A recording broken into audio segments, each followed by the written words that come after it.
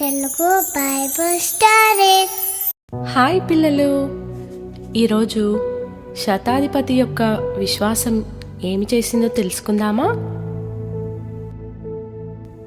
యేసు కపెర్నహూము అనే ప్రాంతంలో ప్రవేశించినప్పుడు ఒక శతాధిపతి యేసు యొద్దకు వచ్చి, ప్రభువా, నా దాసుడు పక్షవాయువుతో మిగులా బాధపడుచు ఇంటిలో పడియున్నాడని చెప్పి యేసయ్యను వేడుకొనెను.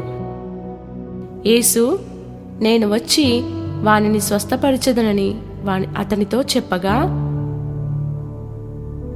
అందుకు ఆ శతాధిపతి, ప్రభువా, నీవు నా ఇంటిలోనికి వచ్చుటకు నేను పాత్రుడను కాను. నీవు మాట మాత్రము సెలవిమ్ము, అప్పుడు నా దాసుడు స్వస్థపరచబడును. నేను కూడా అధికారమునకు లోబడిన వాడను. నా చేతి కింద సైనికులున్నారు. నేను ఒకని పొమ్మంటే పోవును, ఒకని రమ్మంటే వచ్చును. నా దాసుని ఈ పని చేయమంటే చేయును అని ఉత్తరమిచ్చెను.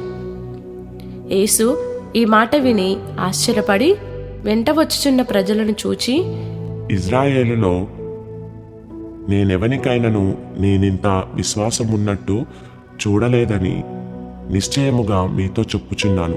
అనేకులు తూర్పు నుండి పడమటి నుండి వచ్చి అబ్రహాముతో కూడాను, ఇస్సాకుతో కూడాను, యాకోబుతో కూడాను పరలోక రాజ్యమందు కూర్చుందురు గాని రాజ్య సంబంధులు వెలుపటి చీకటిలోనికి త్రోయబడుదురు.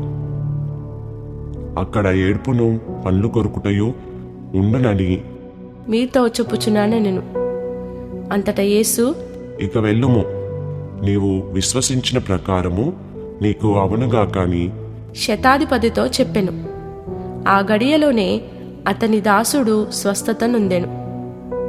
చూసారా పిల్లలు, మనము కూడా శతాధిపతి వలె యేసయ్య మాటపై విశ్వాసం ఉంచినప్పుడు గొప్ప కార్యములను చూస్తాము.